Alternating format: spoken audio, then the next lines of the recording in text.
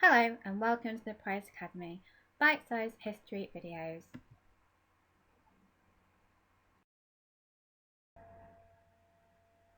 Introducing Polly Nichols, victim 1 in the Jack the Ripper murders.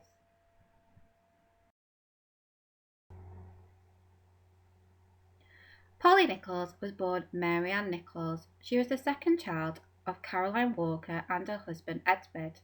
She was born on August 26, 1845, and sadly died on the 31st of August, 1888. There is no photographs of Polly except for the one in the mortuary that I started with at the beginning. Polly's father had trained as a blacksmith but now worked along the street of Ink, Fleet Street, as a printer. Fortunately, Polly's mother died of TB in November 1852 and had inadvertently passed the disease to Frederick, who was Polly's younger brother, who also died. In 1861, Polly started dating William Nichols, who was a printer like her dad. By 1864, the 18-year-old Polly got married to William at St. Bride's Church. She very quickly became pregnant, had her first child, and then became pregnant again. The couple decided they could no longer live in the area of Trafalgar and moved into the brand new Peabody tenements in July 1876. These were made by George Peabody at the cost of $45.5 million in today's money. To be a tenant, Polly and William have had to submit an application for one of the 57 apartments. The apartments had modern conveniences such as a meat safe, several cupboards, picture rails, and even separate bedrooms, which would have been a luxury in the Victorian times. However, things started to go wrong at the Peabody apartments. Polly and William started to argue, and it was rumoured that William had begun an affair with another tenant.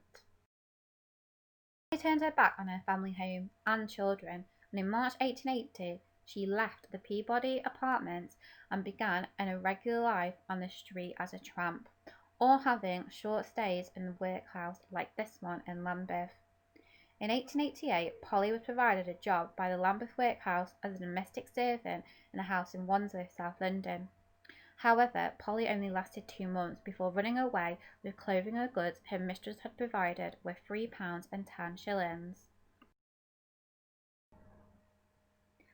Polly selected a lodging house at 18 Fall Street. It was a lodging house for females only, which housed 70 women. It was at the lodging house that Polly made a friend with another woman called Ellen Holland. Ellen said Polly drank a lot and that she had seen her worse for it a couple of times.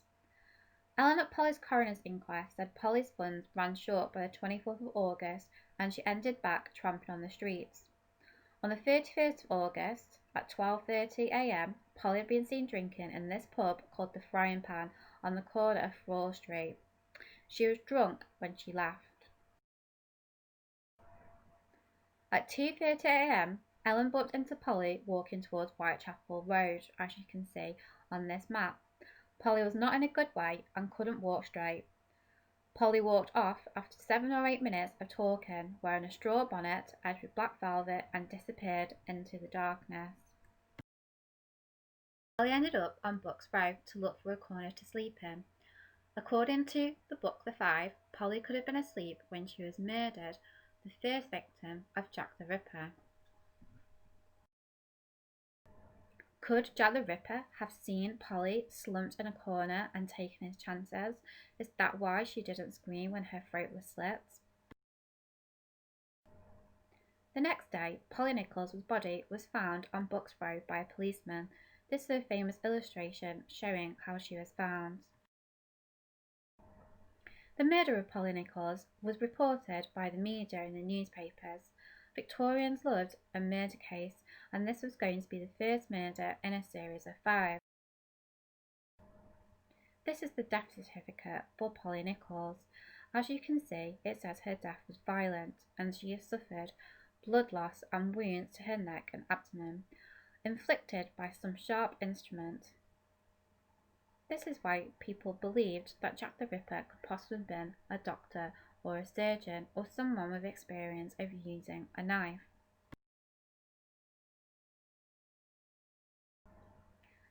Polly Nichols, or Mary Ann Nichols, was the first victim in the Jack the Ripper cases. She died on the 31st of August 1888. What I hope this video has told you is that Polly wasn't a prostitute and that perhaps she was just asleep at the time of her murder, that she also had a life before she ended up on the street. She was a mother, she was a daughter, and she was a wife before she decided to leave her family home because her husband was having an affair.